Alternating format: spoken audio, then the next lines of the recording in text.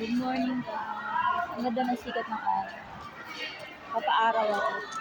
Maaga pa. Ayun.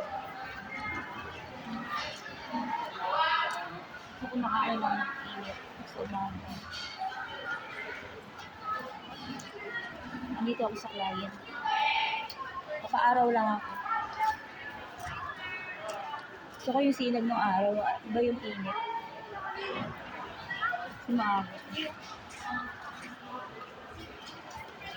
I'm here in the club.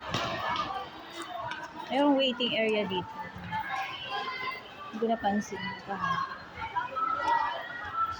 Sa amin na siya. Kaso basa. Basa na siya.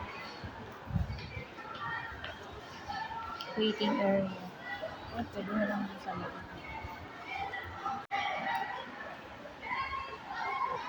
Doon na lang sa loob kasi basa.